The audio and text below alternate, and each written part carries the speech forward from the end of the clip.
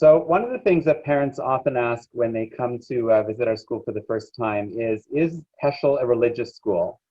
And it's an interesting question and not the easiest question to ask. So in many ways, we are a traditional religious school. Kids learn tefillah, they learn Torah, we learn, obviously, celebrate Jewish Hagim, learn Jewish history. But from our perspective, to be a religious school means something a little bit more than all of that. It includes all that, but it's more. From our perspective, religion, based on Rabbi Heschel's teaching, really is a way of looking at the world.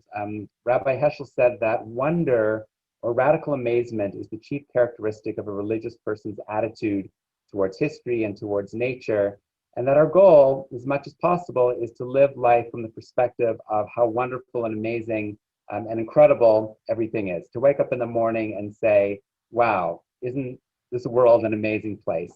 And that really informs our sense of what it means to be a religious school. So whether we're having kids achieve that experience through art, or through science, or through the way we celebrate and understand and find meaning in Jewish holidays. We understand that our Judaism is really more than just a way of practicing. It's a real source of intellectual and spiritual inspiration and a sense of joyful belonging. For us, Judaism is also a guide for good conduct, for how we conduct ourselves in the world, how we treat one another, and importantly, a set of practices that help our children and ourselves develop a sense of belonging, a sense of self-discipline, of empathy, of responsibility, of citizenship and leadership. So are we a religious school? We are absolutely a religious school, both in the sense that children learn deeply about Judaism. They become deeply literate in Judaism. They also understand that Judaism is very much an open book. There's not just one way to do it. There are many, many ways to be Jewish. And we deepen children's sense of what it means to be Jewish so that they can really see it as a source of inspiration for their lives in many, many different ways. One of the main ways that we achieve this is through our integrated curriculum. Heschel is renowned for the curriculum that it's developed, which is an integrated curriculum that brings together Judaics and general studies in a really interesting way. The way we do it is that most of the learning at the school, most of the units of study are structured around a big idea that's drawn from a Jewish source. So I'm going to give you an example here from our SK curriculum, senior kindergarten. Right now, in fact, the students are studying the idea of being flexible.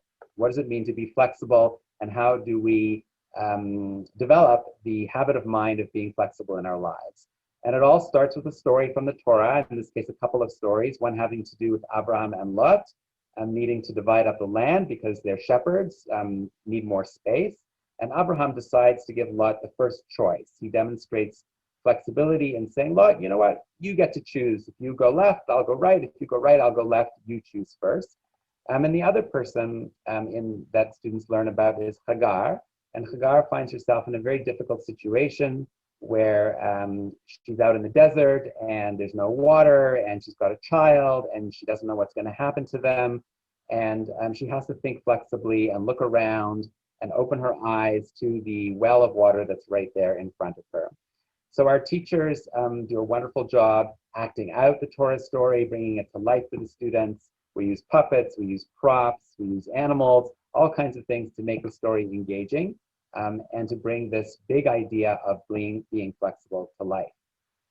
Then students bring it into their own lives and think about, what does it mean to be flexible for me?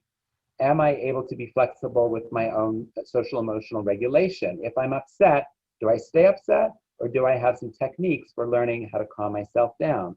And the teachers teach the students these techniques. We use a lot of mindfulness practices in the school throughout the grades.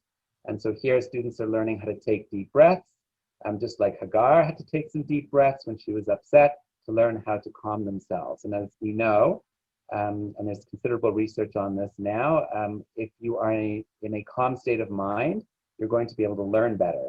And so teaching children practices and how to be calm and how to calm themselves when they're upset is a really, really important early lesson.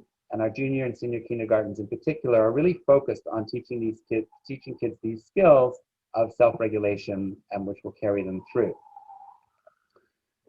Flexibility is also really important when it comes to conflict resolution. So just like Abraham and Lot had a problem because they needed to share the lands, we might have a problem in sharing. We might both want the same color marker. So how do we solve this problem? Students explore different ways of figuring out this problem and talk about it with each other and learn how to develop problem-making skills, all in the context of relating it back to this Torah story about Abraham and Lot.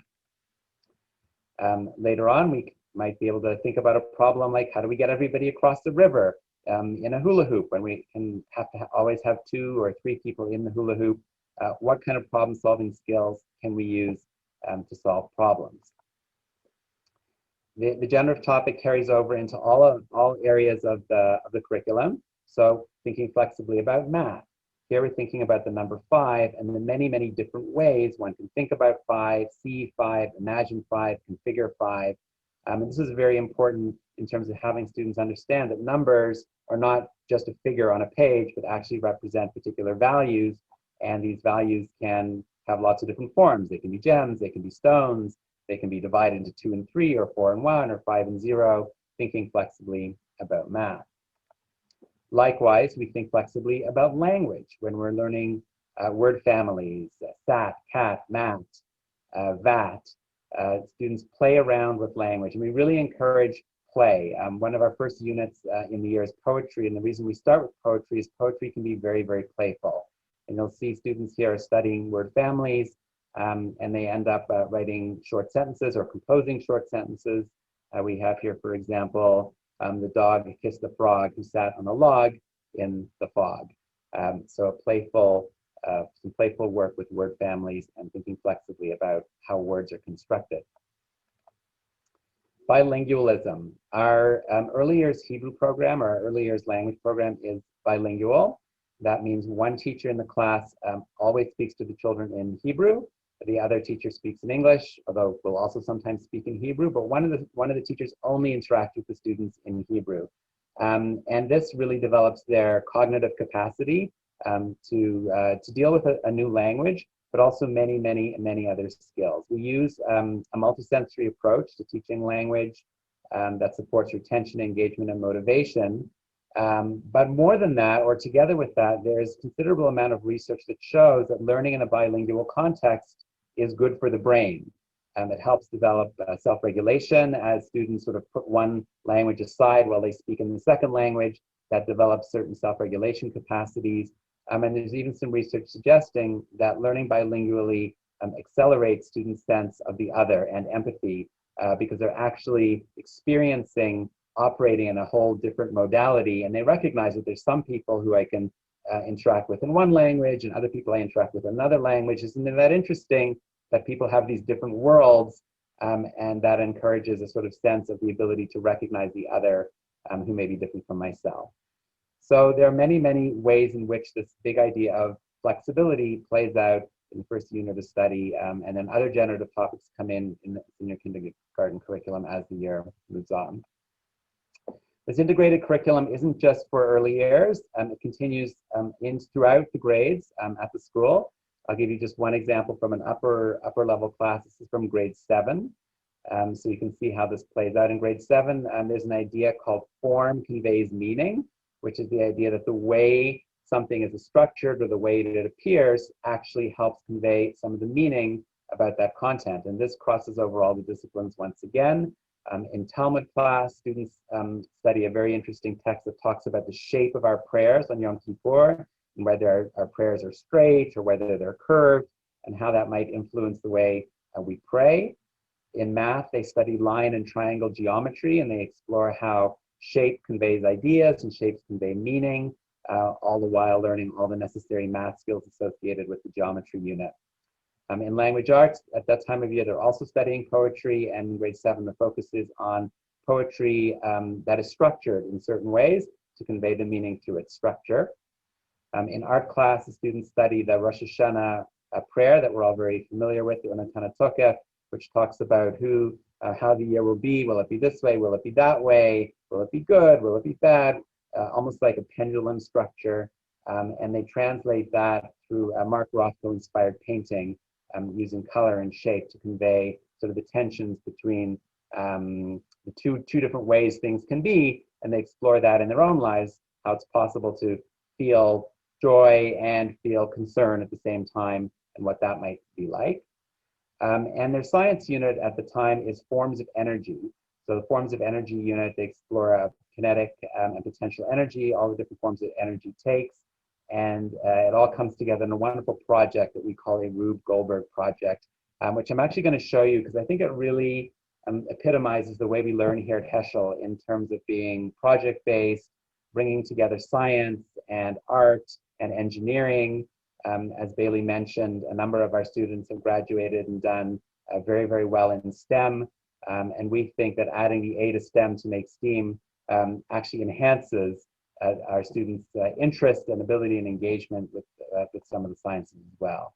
So I'm going to show you a video as well. And again, when we're on Zoom, you'll forgive it if it's a little bit choppy, but we will do our best. I'm just going to make sure I've got sound.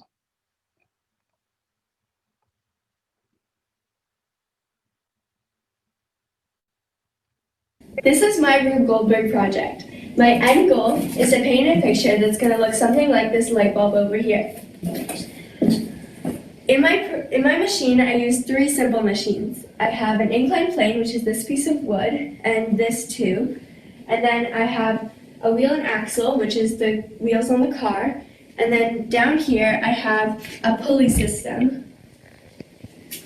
To start my machine, I light this string on fire, which is thermal, chemical, and radiant energy. The string is going to snap, which is going to release the car, which is gravitational to motion energy. As it rolls down the inclined plane, it will hit this bucket of marbles, which will knock over and become sound energy because you'll hear the sound of the marbles rolling down, and it's gravitational to motion again. And it's going to go all the way down this tube into this bucket, and because of the weight and the gravitational energy, that bucket's going to fall and flip up this green domino, which is going to end up knocking all of these Jenga pieces. And these 2 black things are magnets, which is electromagnetic energy, and they'll come together, knocking the rest of these dominoes down, which is more sound energy. And it'll eventually knock those 2 balloons, which will be right here, onto the pins, and they will pop and paint my picture.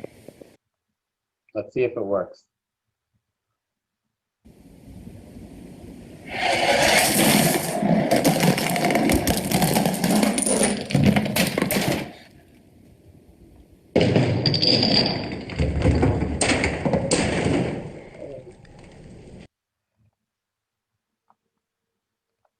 So I think, So I think we can really see from that student's work, she has a deep understanding of the scientific concepts at play, but she's also able to play with the scientific concepts and is having a lot of fun. It's a really wonderful project. Our students learn a lot, not just about science, but also about how to design something, how to experiment, how to go through trial and error. And also there's a lot of social emotional work there too, because there can be quite a bit of frustration and revising and having to go back. This is not a fill-in-the-blank quiz where the answer is either right or wrong. It's a little bit more like the way the world really works, which is much more complex than that. So another form of integration that plays a really important role at the school is arts integration. And we don't see the arts just as expression or enjoyment, although they certainly allow for expression and enjoyment. We understand the arts in much the way a lot of contemporary research understands the arts, which are an essential tool for developing certain cognitive capacities. There's a complexity that occurs when students do art. There's a formation of certain neural networks. There's a lot of research on this now that suggests that the arts help students develop not just creativity, although that as well, but also the ability to think logically, think systematically, also helps with self-regulation. So arts here are, it's not a school where if you're not, you have to be an artist to attend the Toronto Heschel School. It's not like that at all. It's that we simply understand that engaging all children in all forms of the arts helps their minds and their bodies and their souls develop as they should. So whether it's a 10-play soundscape as part of a grade 5 performance of the Haggadah, or a hip hop battle scene in the second book of Samuel, or or a First Nation story interpreted through patterning and beading in grade 3, or weaving B'nai Israel's root from freedom through macrame, or ceramic eco-seder plate, or creating personal silk screen talitot, or retelling Torah text through puppetry or drama. All of these art forms really enhance our children's thinking, their emotional development, and they do have a good time. It's also a fun way to learn and very engaging. And again, you don't have to be a painter or a dancer or a musician or a puppeteer to benefit from this. You simply have to be a human being who wants to explore different dimensions and different ways of learning, and not be simply sitting in your seat and writing with a pen and paper all day long. Although we do that sometimes also. Another really important feature related to learning through the arts is learning through play. So again, there's a considerable amount of research on the power of play and the importance of play. When we think about play, we think about young kids, and we're not surprised to hear that there might be play in our early years program, and there is a lot of play. But I think people underestimate sometimes why play is so important in terms of promoting executive function and learning processes, the ability to focus, again, planning behavior. All of these capacities are developed through play. But we don't stop playing in JK and SK. We continue to play in the older grades as well. We've developed a fairly systematic and rigorous approach to teaching a number of our subjects through games. So there is a lot. There are a lot of games that are played as part of the math curriculum, as part of the Hebrew curriculum. Again, allowing students to interact with one another makes learning interesting, but also more real and more dynamic. Here's some wonderful images of students learning Hebrew through play, both indoors and outdoors. And this year in particular, we've been taking great advantage of our outdoor space, but we always encourage teachers to bring the students outside and learn through play in the outdoors. So that's kind of one side of our curriculum, which is the integration of the arts, the integration of different disciplines. Another side is thinking in the disciplines, which is really putting our minds to what does it actually mean to think mathematically? What does it actually mean to think scientifically, or to think like a writer, or to think like a Torah scholar? Arthur Costa, who together with Kalec developed the notion of habits of mind as being something that's really important for students to develop, says something very interesting. He says, human beings already know how to think. Don't tell me you can teach kids how to think, because kids know how to think. That's what human beings do. We think. But what we can do is we can really sharpen kids' thinking. We can help them think more precisely. We can help them think with style. He makes the analogy to a ballerina or a Tai Chi master or a gymnast. Everybody knows how to move, but we can really refine our ability to move. And in the same way, we can really refine our ability to think. And that refining of the ability to think is really how we understand the purpose of the disciplines, by which I mean the subjects. For us, science is not just a question of reading about how energy works or reading about how rocks were formed. Frankly, reading about those things isn't really doing science at all. It's reading comprehension. You can assess kids' ability to read that way. But if you really want to do science, that means doing experiments. That means asking questions. That means making hypotheses, doing experiments, and analyzing your results. And so when we teach science here at Heschel, we really focus on the habits of mind that scientists need to develop. Our science program is very hands-on, very experiment-based. When we teach writing, we think a lot about how writers do their work.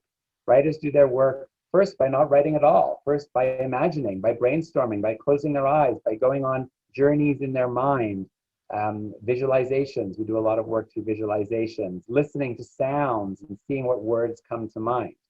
Only then do we start to write things down, do we try to match words to our thoughts. And then we revise, revision, a key step in the writing process. And then we learn how to present our work in a way that people will understand and appreciate it, putting in capitals and periods just to make sure that people know when to stop when they're reading our sentence. Art, the discipline of art, what does it teach? Art isn't just about painting pretty pictures. Art is about the ability to visualize something. the ability to plan what my art will be. Again, experimentation. Do I like what I've done? Do I want to change it? Do I want to go back? Do I want to revise and refining? So like the other disciplines, art teaches thinking skills. It teaches capacities that carry through in all areas of the curriculum and in life. Math. Math is not about adding, subtracting, multiplying, or dividing. Anybody who's turned on a computer lately, and I think we all have, will know that it's pretty easy to figure out the answer to a math problem. Figuring out the answer is really the last thing that math's about. What's math about? It's about the ability to evaluate a problem, the ability to interpret symbols, the ability to be strategic in how I'm going to solve a problem. Those are the skills that math teaches us. And I'll just give a brief example from the discipline of math in terms of how we think in the discipline. So thinking like a mathematician, if we were to take a problem like 399 times 7, most of us, when we were in school, were taught there's one way to solve this kind of multiplication problem, right? You got to line up the numbers, make sure they're all in a nice row. I'm not sure what nice rows have to do with math, but you got to make sure you put them in a nice row. And then you dutifully multiply 7 times 9 to 63, and then you put the 3, and then don't forget to put the 6 on the top. Make sure you put it on the top, just on top of the next number over. Then you multiply, right? And really what you're doing there is you're following a procedure, but you're not really doing math. You're not really thinking about what does 399 really mean? And what does it mean to multiply 399 7 times? Because if you did think about it that way, like a mathematician, you'd probably think, well, 399 is really close to 400. And 400 times 7 is pretty easy to do in our heads. And our students focus a lot on mental math. And by the time they come to this curriculum, which is in sort of grade 4, grade 5, they are able to do these mental calculations. Well, 400 times 7 is 2,800. And since I know I'm multiplying by groups, if I just take away one group of 7, I'll end up with my answer, 2,793. So that's just an example of the way we teach math at Heschel, so that students really develop a deep understanding of how mathematics works. What they're really understanding is math is really about counting and grouping. The famous mathematician Bertrand Russell said, all math is just counting and grouping. If we scale back to grade 1, we'll look at an example here. If we were to ask students to add up all the numbers from 1 to 9, like 1 plus 2 plus 3 plus 4 plus 5, when we went to school, we might think, okay, 1 plus 2 equals 3, 3 plus 4 equals 7, 7 plus 5 equals 12, and I'd keep on going. But a mathematician, someone who thinks mathematically, might notice very quickly that 1 and 9 makes 10, and 2 and 8 makes 10, and 3 and 7 makes 10, and so does 4 and 6. And so you can very quickly arrive at 45. And this is the way that we teach our students. This is a grade 1 problem. This is something our students learn in grade 1. They learn the pairs to 10 because that's how mathematicians think. And that's what mathematics is all about. It's about looking at a problem and thinking about what's the most efficient way to solve this problem. Math is really the art of efficiency. All of this can only happen because of our teachers. We have incredibly inspired and dedicated teachers at our school. Rabbi Heschel once wrote that what we need more than anything else is not textbooks, but text people. It's the personality or the character, I think he meant the character of the teacher, which is the text that students read, the text they will never forget. Our teachers are amazing. Many of them are bilingual or trilingual. They're a very Jewishly diverse faculty. We have an active teacher mentorship program. Our teachers have planning and meeting time built into their schedules in an intentional way to do collaborative work, to meet with mentors, to plan out their program, to revise it. We have a performance-based salary scale, which is very unusual in the schooling system and really helps our teachers achieve their goals through very clear performances. And we have a very intentional teacher leadership program. We have a learning center comprised of senior teachers who in turn mentor other teachers. So we have a real community of learners here. Our teachers are learners also, and we're always engaged in the process of self-improvement.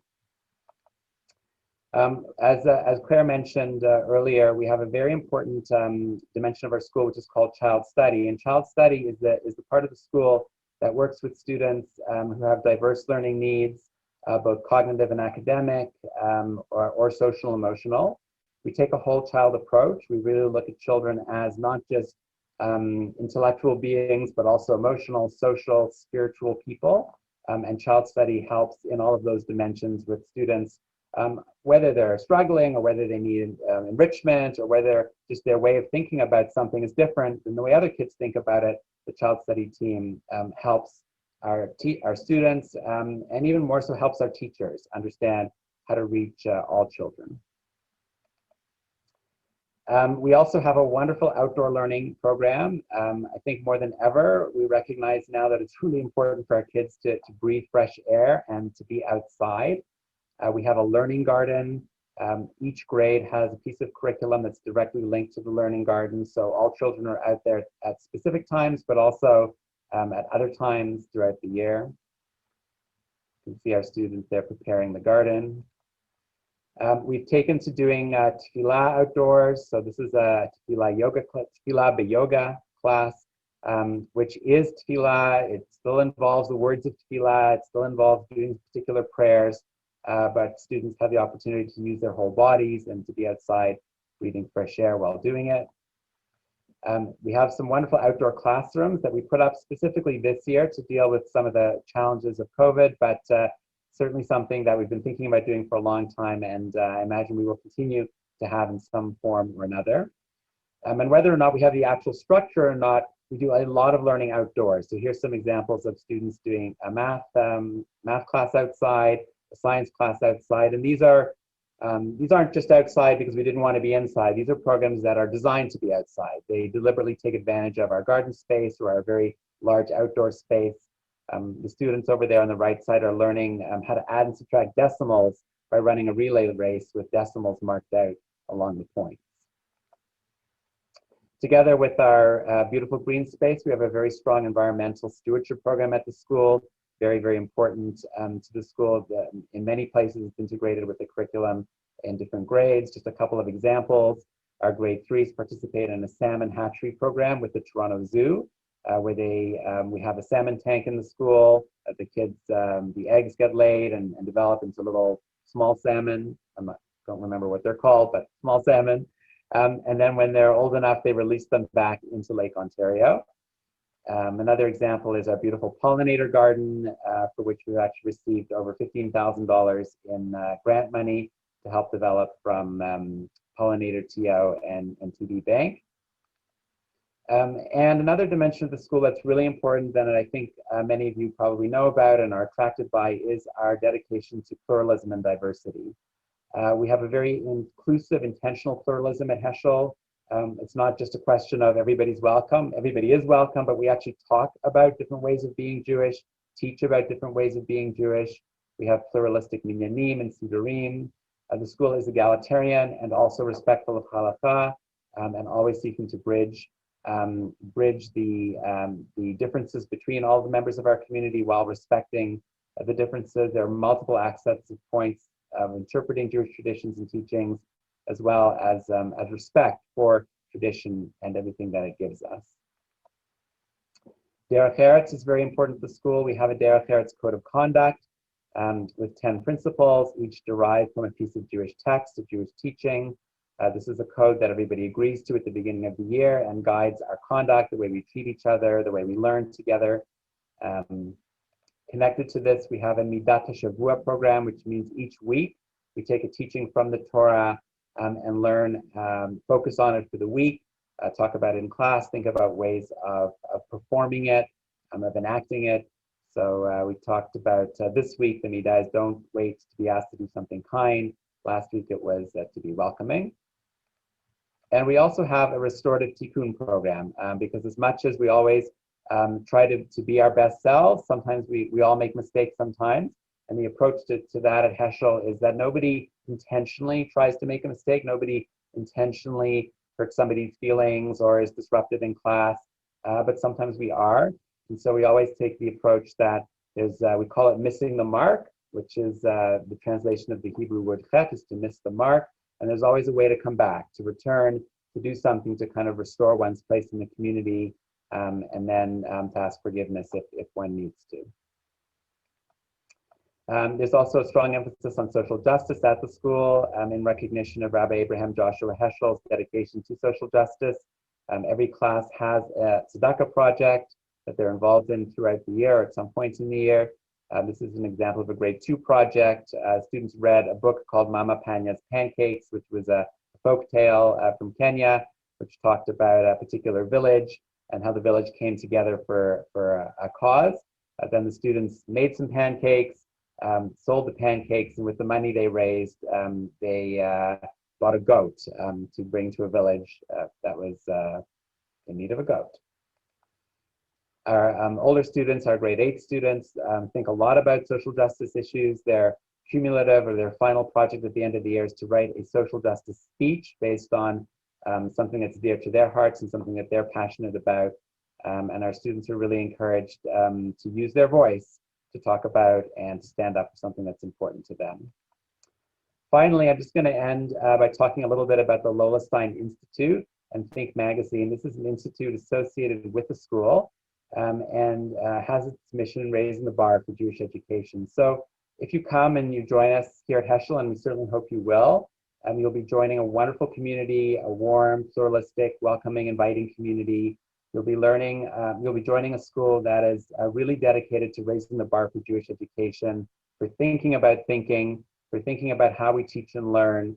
And Think Magazine and the Lola Stein Institute is kind of the think tank that helps us always move to the next level in terms of best teaching practices and best learning practices. So that is an overview of teaching and learning at the school, how we teach, how we learn, and how we're continually aspiring to be as excellent as we can and to bring the best learning possible to Jewish children.